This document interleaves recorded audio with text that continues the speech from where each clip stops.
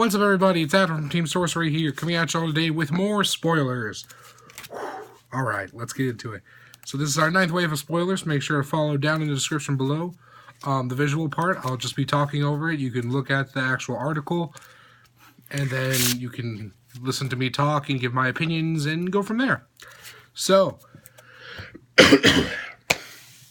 still getting over my cold. Almost gone. I feel like it is.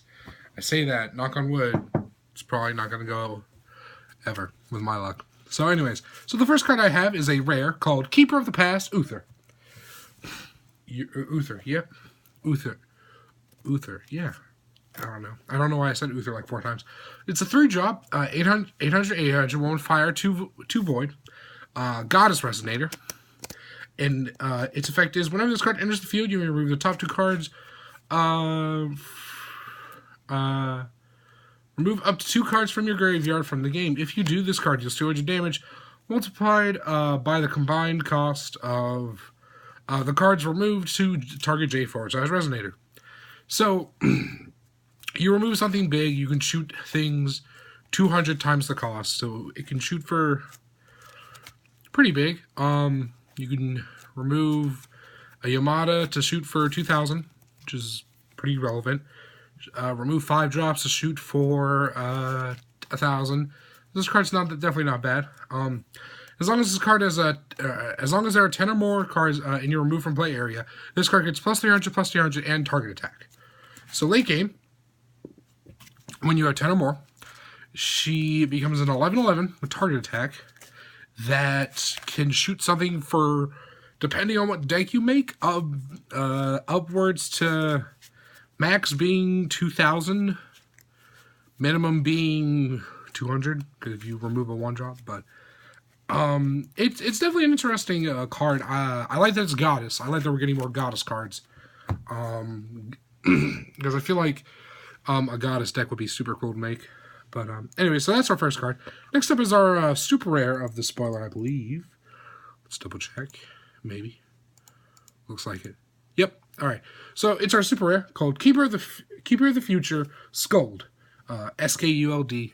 I'm probably butchering the names, but oh well. It's 2-drop, 5/5, 1 fire, 1 void. Resonator Goddess. Whenever it enters the field, remove the top 2 cards of your main deck from the game. This card deals damage. It does 100 damage multiplied by the combined total cost of the cards to target J4 as Resonator. So you can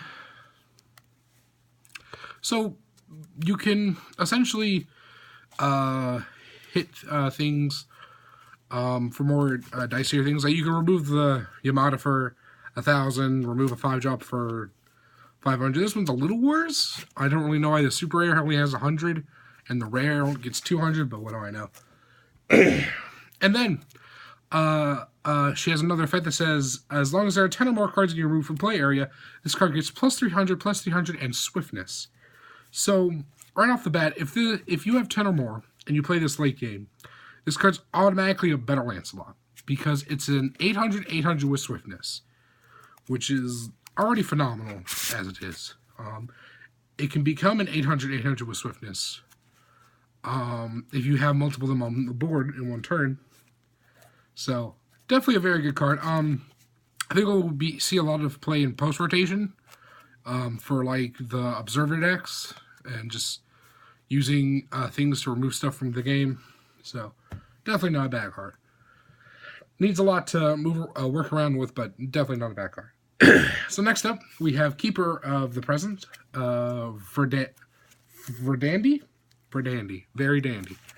It's a 1-drop, 100, Resonator Goddess. When this card enters the field, you remove a card from your hand from the game. If you do, draw a card. So, simple, you cycle a dead card that you don't want to recard, you just want later. As long as there are 10 or more cards you remove from play area, this card gets plus 900, and first strike. So potentially you can pay 1 for a 1,000 first striker that can net you a different card, which is not a bad thing. The fact that this card's also a rare. I feel like this card can be extremely powerful late game, or even early game, depending on how your hand turns up, because you can remove stuff with this. Use the Regalia. You can use the super rare. You can there's so many ways you can do it. You can self-mill using like one of your 40 Thieves, and then Flames of the Outer World in your Flames of the Outer World in your graveyard, shooting your opponent. Then just set up your graveyard for her to go off. So definitely not a bad thing. Definitely we'll see playing limited. All three of these goddesses.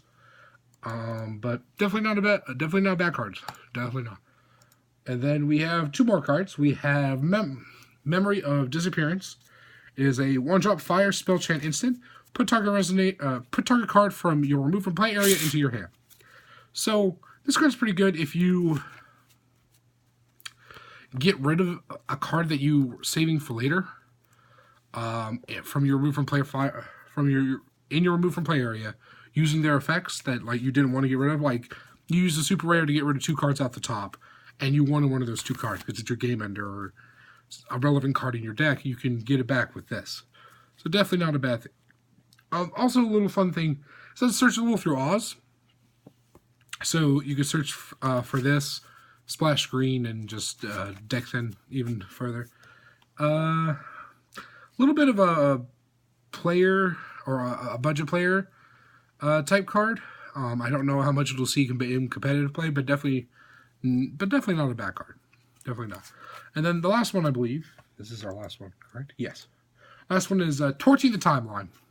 Is a 1-drop fire spell chant instant. This card deals 100 damage to target resonator for each card you remove from play area.